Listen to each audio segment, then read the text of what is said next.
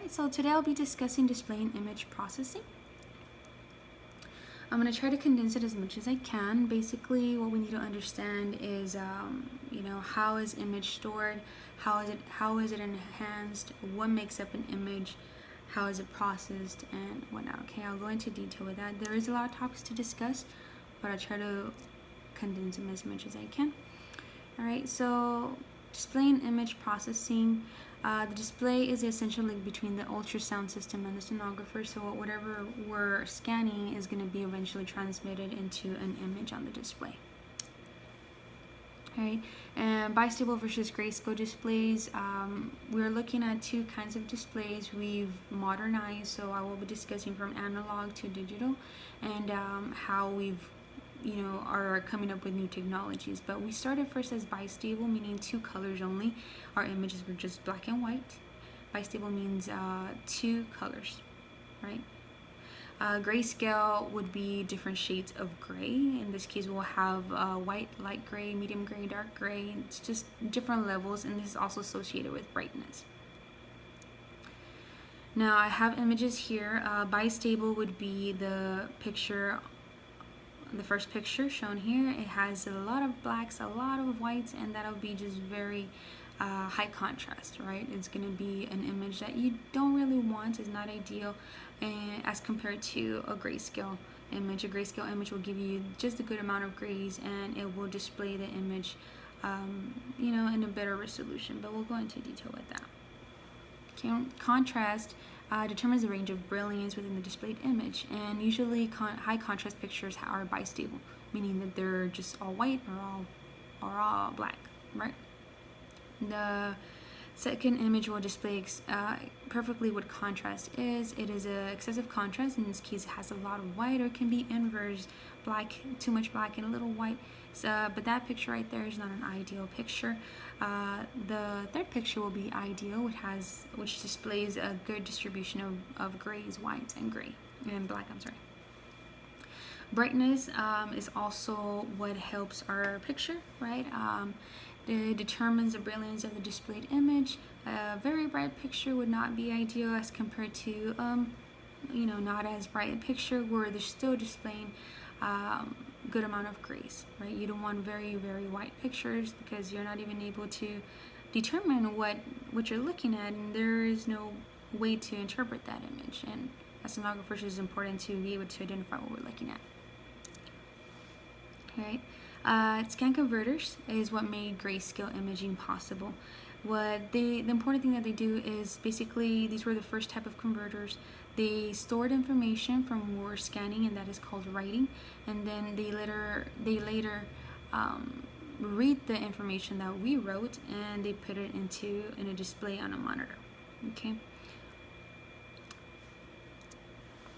Scan converters, what it does, or how it does it, it has multiple penetrations or spokes, as you can see in the image, or like little spikes. That's how I remember it.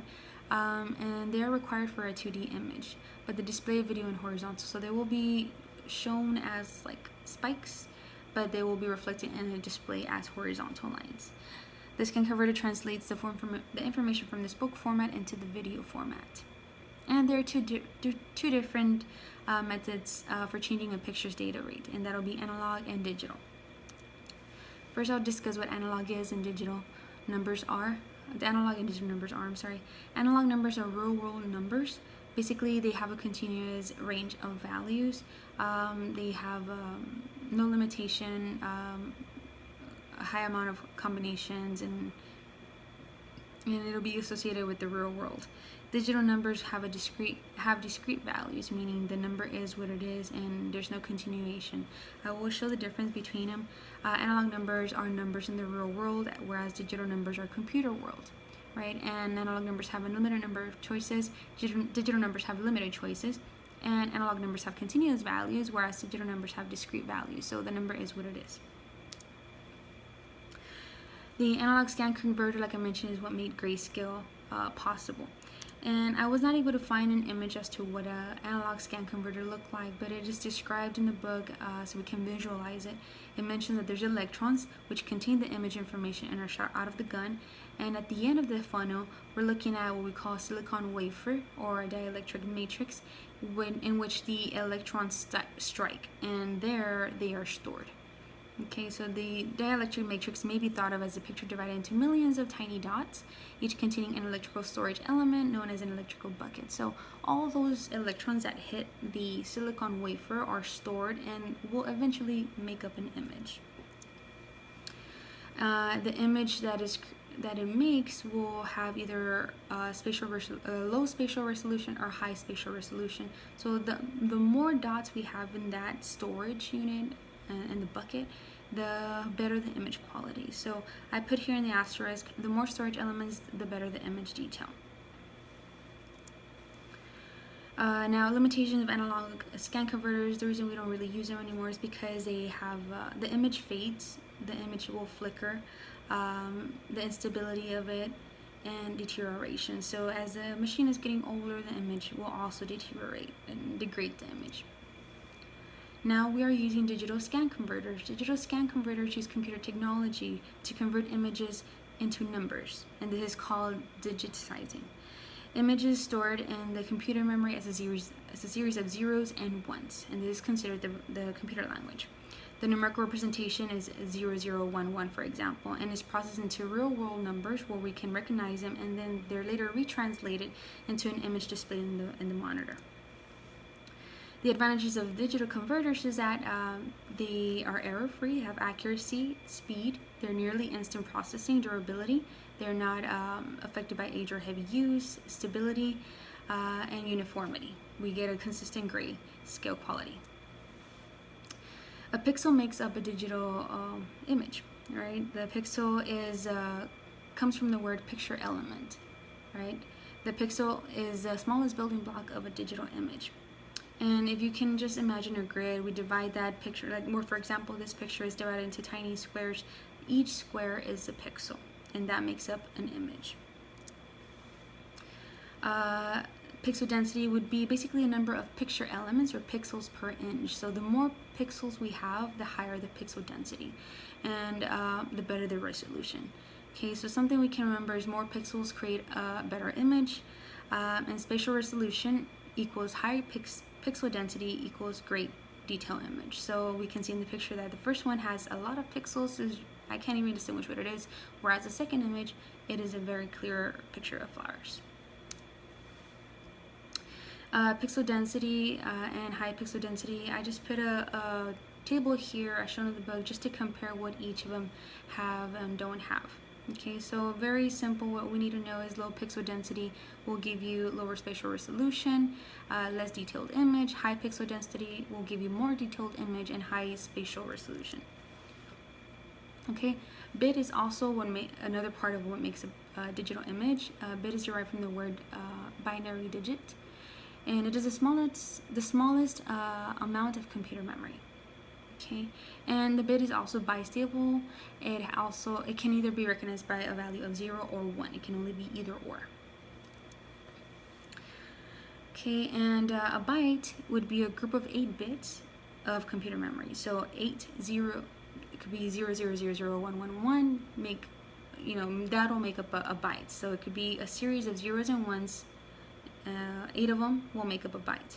Okay, a word of computer memory is 2 bytes, which is 16 bits. 16 bits will make up 2 bytes. Okay, and the more bits per pixel, the more shades of gray in the image. The images with many gray shades equals a better contrast resolution. Here's an example of bits. We can see that in the first image there's fewer bits, meaning there's less gray. It's a little bistable, high contrast, and more bits will be in the second image, which is more grays and better resolution. Here's just a chart to compare what fewer bits per pixel and more bits per pixel are. And there is a formula to determine how to calculate the gray shades, or how to calculate your bits. Okay, and it is here we're going to have to determine the number of gray shades that can be represented by a cluster of bits, multiply the 2 by itself the same number of times as there are bits, right? So it's 2 by the number of bits, or 2 with an exponent of n, which is the amount of bits in the image. An example would be, how many possible shades of gray are displayed by 5 bits of memory? Multiplying 2 by itself 5 times will give us 2 times 2 times 2 times 2, and that equals 32, which means that there is a max of 32 that can be displayed within 5 bits.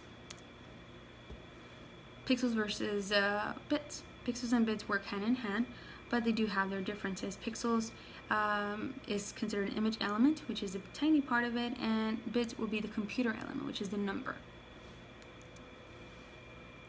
Analog and digital image data. A transistor produces very low voltage electrical signals that create an image. Due to the susceptibility of image contamination by electrical noise, converting information from analog to digital form is very good, being that it is less susceptible to contamination, meaning, you know, the specs, the reverberation, and all that stuff. Before it displays on an analog monitor, the information must be converted back to analog form. So this is basically what it's going to do. It's 5 steps, and we can see in the image that first is analog, then it goes to analog to digital converter. It is converted into digital memory or binary numbers, or is digitized.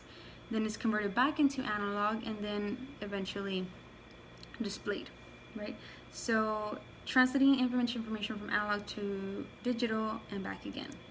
It is a 5-step process. Electrical signals created by a transistor during reception are converted from A to D. Digital information is stored in the scan converter's computer memory. The processing of the reflected signals before storage is called pre-processing. The image information, still digital form, continues to be processed by the ultrasound system computers.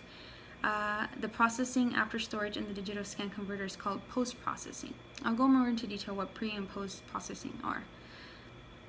Okay, since digital signals cannot be displayed on analog displays, the digital signals must be translated back into analog form by using D to A converters. Once in analog form, signal is now presented in analog video and is ready to display for interpretation. Okay, so we heard pre and post processing. What pre and post processing are is basically, we just need to know the keywords pre and post. Pre is before, post is after. Pre-processing, what it does is it allows you to manipulate the image data before storage. So it's what we do before we actually print or save that picture. So we can either fix the TGCs, we can increase the gain, we can zoom it in, zoom it out, whatever it is that we need to do. And that's pre-processing. Post-processing would be considered manipulation of the image data after the storage. So basically, you really can't mess with it anymore. And I put in the bottom, the first one cannot be manipulated by the sonographer, and the post-processing can be manipulated by a sonographer. So once you freeze the image, like in pre-processing, you already fix your TGCs, you freeze it like that, that's how it's going to stay, and you cannot no longer manipulate it. But post-processing, let's say you freeze the image, but that machine allows you to change the brightness and whatnot, then that one can be manipulated, right? Here's your chart of comparing both pre-processing and post-processing. Magnification is another way to enhance your picture. Magnification or zoom, a sonographer can improve visualization, of the anatomic detail by enlarging a portion of the image known as a region of interest. Now, as you can see in the picture, the red box is saying that that area is my region of interest, and that's what I want to zoom into. There's 2 types of magnification. There's a read or the red magnification and right magnification.